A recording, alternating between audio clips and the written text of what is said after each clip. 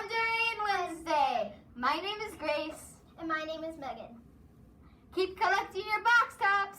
The grade level that collects the most box tops wins a party. Sadly, there are no birthdays today. Here's Mrs. Greco with the inquiry question of the week. Hi Patriots, Miss Greco here with another edition of Wondering Wednesdays. I continue to be amazed by all of your answers to our inquiry questions each week, and I look forward every week to reading all of your responses. This week, the inquiry question was inspired by two of my favorite family members, and they are my twin nephews, Joey and Jackson, who are 7 years old.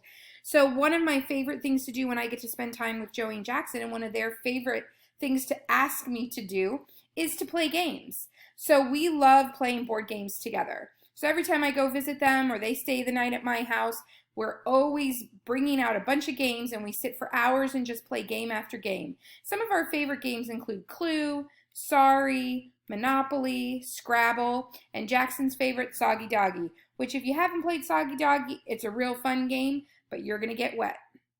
So it got me thinking, what kind of games did I play when I was their age?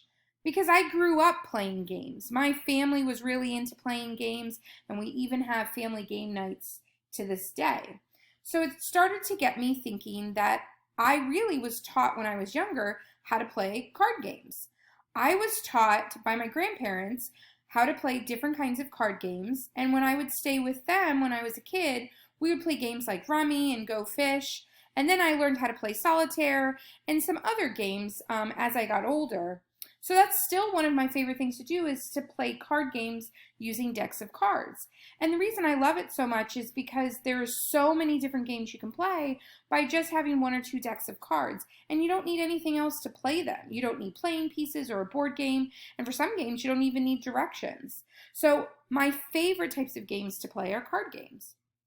So that led me thinking more about what I know about card games.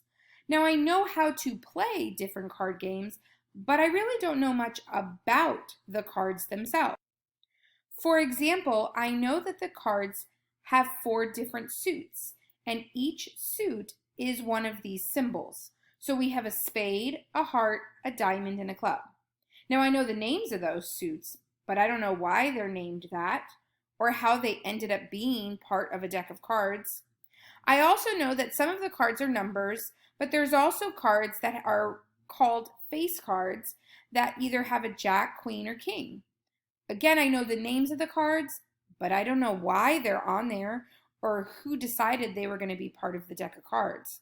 And then lastly, there's another kind of card in a deck called an ace.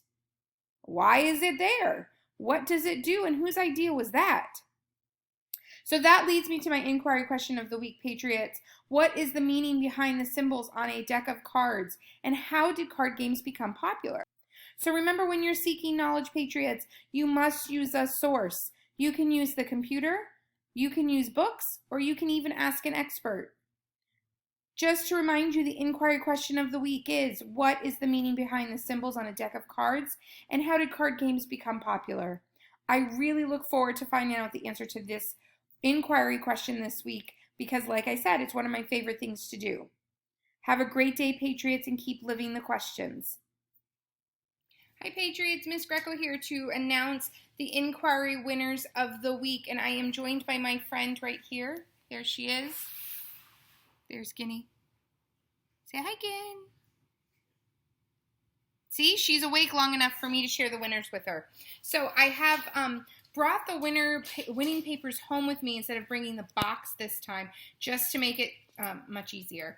So I pulled winners at school today, and I brought home the winning papers to share with Guinea, and also to share with my other friend over here. Let's see if we can get him up here. Oh, here he comes. There he is. Mr. Handsome himself. All right, so the inquiry question of the week is, do all animals need sleep, and is it possible for some animals to sleep too much? Because remember, I was wondering if Guinea gets too much sleep. So I pulled 3 winners. The first one is Aiden Gale from Miss Epifanio's class, and Donovan Barrios. They did this together, and they came up with some interesting information. They said it is possible for animals to get too much sleep. They said yes, because 9 or more hours of sleep per night could be unhealthy to some animals. So some animals need a little bit more, some animals need a bit less.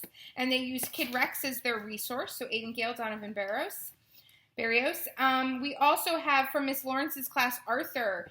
Arthur said that scientists can't say for certain that all animals need sleep, but most creatures in the animal kingdom do indeed need to get some sleep. He said, but not all animals experience sleep in the same way. And he gave an example. He said, for example, one animal may go through different stages of sleep than another. So I thought that was pretty interesting. And our third winner for our inquiry question from this past week is Haley M. from Miss Martin's class. And what I loved about Haley's response is that she gave me 2 examples. She said, she gave me the examples that like giraffe only sleep about 30 minutes a day, which I did not realize, and that bats can sleep up to 20 hours a day. So she said some animals can oversleep like humans. So it really just depends on the animal. So I guess if you want to know more about the sleep patterns of animals, you really kind of have to investigate an animal in particular to learn more about its sleep pattern. So I just want to say, Patriots, again, thank you so much for always putting in your responses. I look forward to pulling winners and then reading everybody else's responses each week. And to remember to put your answers into the blue box in the hub. And Haley, Aiden Gale, Donovan Barrios, and Arthur, please come down to the hub and get your prizes. And remember to see either myself, Miss Warren, or Miss Harris. And if we're not there, then just come back and see us. Have a great day, Patriots, and keep inquiring. And don't forget to put in your responses to this week's inquiry question. Have a great day. In honor of Picture Day, let's play a game. Take a look at some of these throwback pictures of some of our teachers and staff. See if you can guess who these sweet faces belong to.